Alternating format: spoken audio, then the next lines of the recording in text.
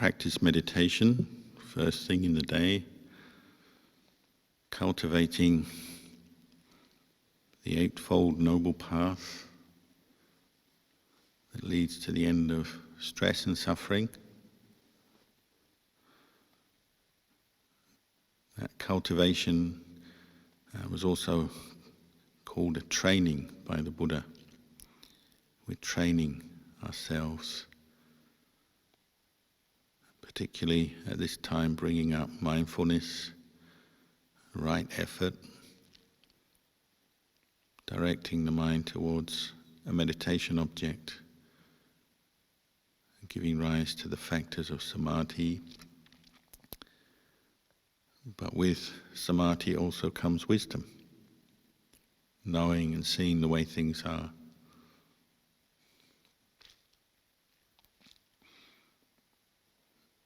The reason the Buddha taught this path is because human beings can practice. They can cultivate and develop these qualities. He said if they couldn't, he wouldn't teach it.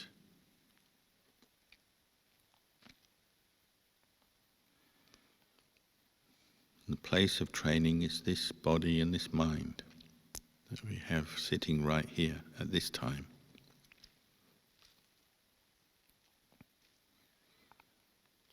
So this fathom-long body is the place to observe, learn from your experience. And the mind is linked to the body, of course. So wherever your body and mind go, then your practice goes with you.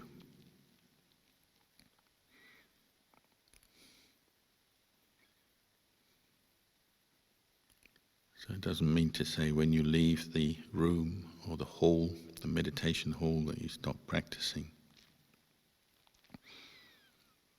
It means you change posture, you change location, and your practice continues. And you're cultivating and training in the same qualities, cultivating, bringing up the same qualities wherever you go.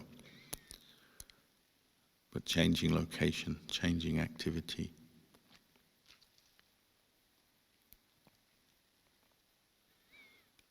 This is why the combination of sitting and walking meditation on a retreat is so valuable.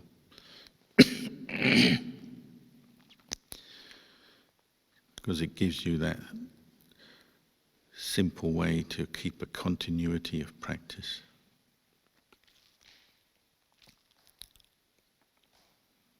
If it was only sitting, most people would find that very challenging. Sitting for long periods, we get pain in the body. Our mind gets restless. Often the restlessness is linked to the aches and pains of the body and the tired feelings coming up in the body.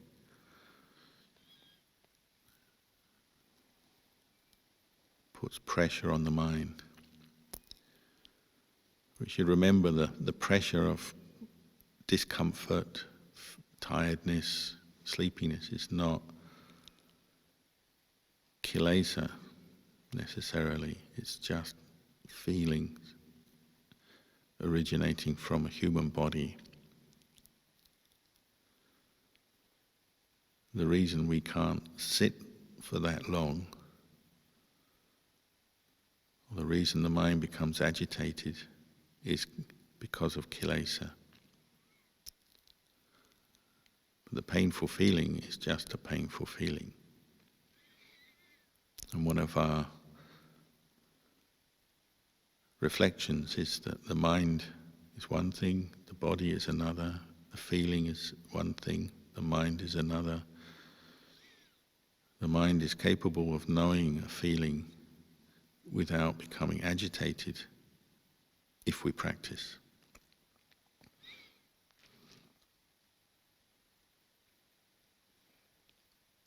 And most people gain experience and insight in the practice through being willing to sit with at least some level, some degree of pain, discomfort. observing the feelings coming and going, becoming intense, subsiding.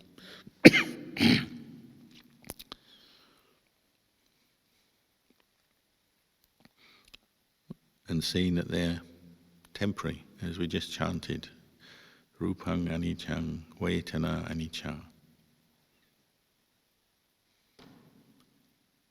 Insight is simply, or quite often simply, seeing something arise and pass away. Getting to know that's the nature of it, that's the characteristic of it. It comes and goes. So Ajahn Chah, he once went on a trip down to southern Thailand, and the eventual destination of his trip was to visit Luang Buddhadasa in Surat Thani, Suwan Monastery, because the two great teachers had an admiration for each other. But actually, he never made it to Suwan Mok. He got ill before, but he got down as far as a place called Tapsake in Prachuap, to a monastery. His next stop would have been Surat Thani, and Luang Buddhadasa had built a nice kuti for him, but he got sick at that monastery in Prachuap and then had to return to Bangkok. But he spent some time on the seafront, on the beach, observing the waves, and he made this simile, analogy of the way that when you're meditating, you have waves of feeling coming in and then subsiding, waves of thoughts coming in, subsiding, and you're just like the person standing on the shore watching. And you don't have to do anything, you just stand on the dry land next to the ocean, and you can see the characteristics of the ocean, ebbing, flowing, coming in, going out. And you just stand still and you understand the transient, impermanent nature of the sea and waves. And in the same way, feelings, memories, thought formations. They come in, they break on the shore, and then they pass away and disappear. Ultimately, there's nothing much there. It's just the wind stirring the water. Even the biggest, most awesome waves coming in from a large ocean, they still break on the shore and the water falls back into the ocean. So meditation is often like this, waves of experience coming up, passing away. A lot of it is just minor ripples, random thoughts, sensations, itches, aches and pains, images, a thought here, a thought there. It seems like they're all linked together, but actually they're individual moments of consciousness. And you're establishing mindfulness on the breath and then observing this. And the more continuous mindfulness is, the clearer this pattern and the characteristics of your experience of body and mind become.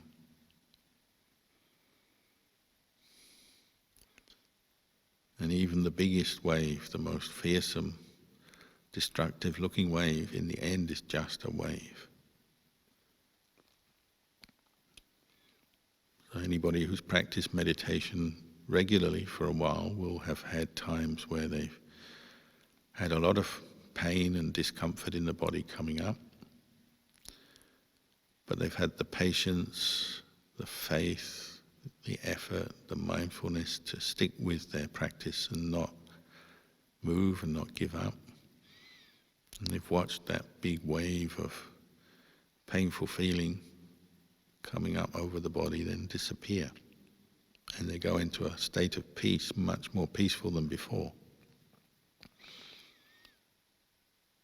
Because it's often at the very point where you're ready to give up, that if you catch yourself, your mindfulness says, it's just a thought, the thought to give up or stop is just a thought.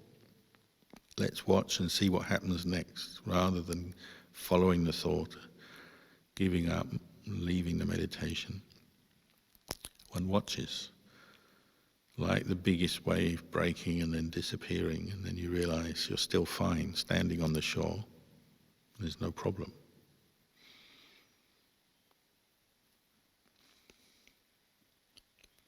So it can be physical pain, or sometimes emotional pain, painful memories,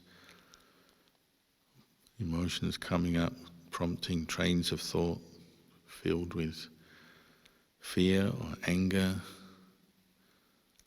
or selfish desire, jealousy, negativity. It can come up in quite strong wave-like experiences, but your aim is to develop mindfulness with the breath and ride it out and learn from the different waves coming in, that you don't have to react to everyone, you don't have to change your behavior other than stand your ground with mindfulness and look and learn and observe from what's going on. Most people find that that ability improves with practice, with training.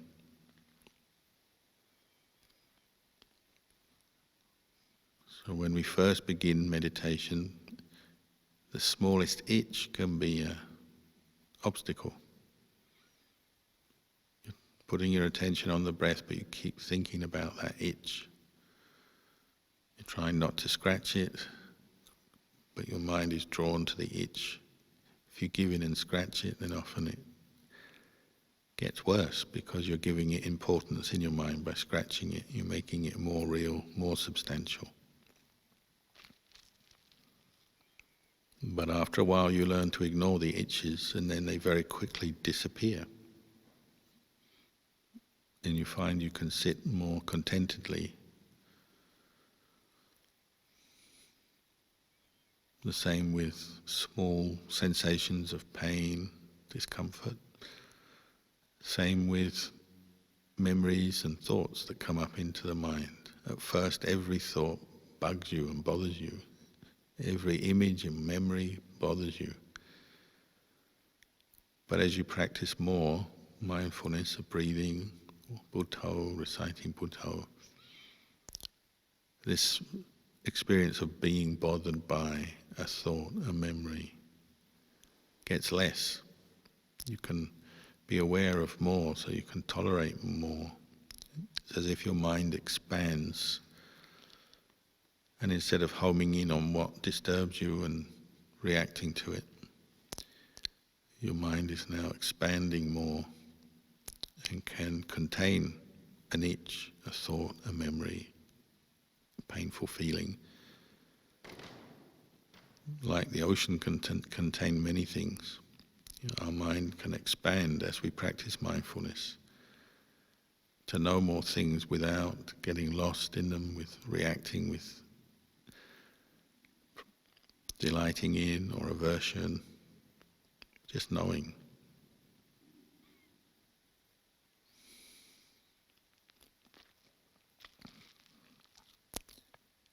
And as we observe our own body and mind and the different experiences that come up as we practice mindfulness, one other result is the rising of compassion based on seeing the similar nature of other people to myself, ourself.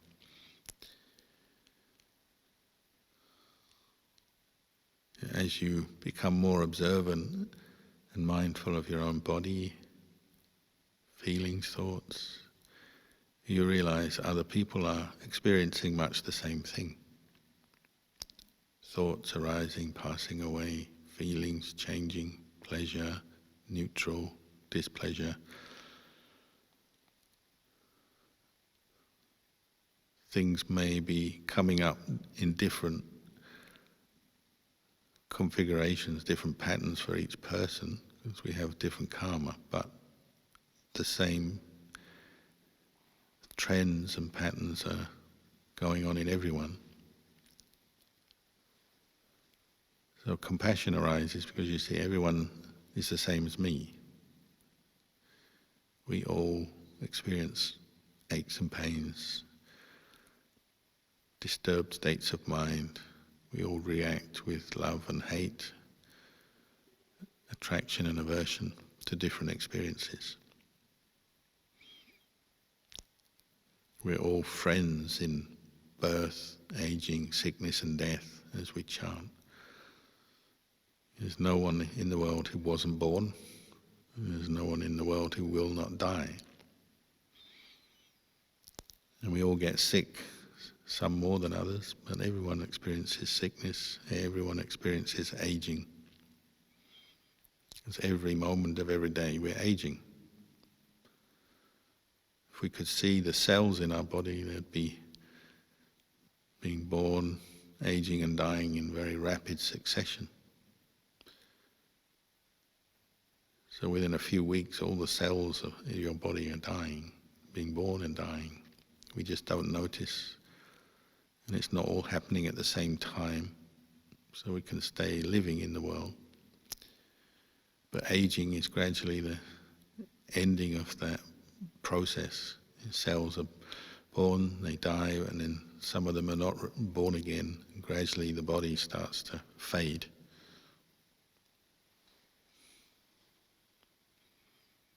And this is something we can observe and become familiar with through our practice.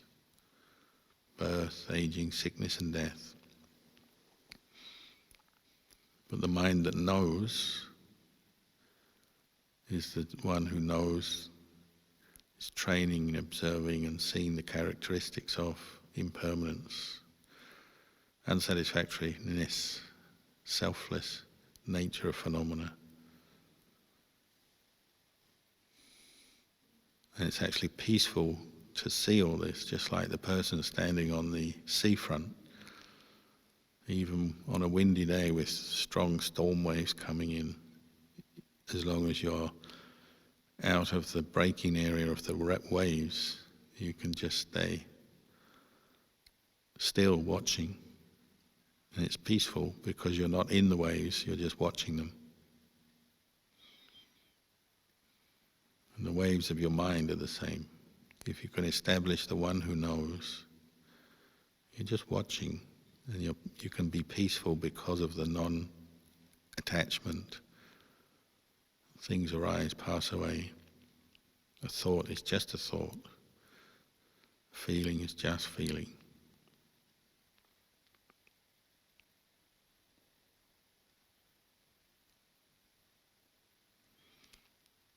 So we can continue to meditate together and till we hear the sound of the bell.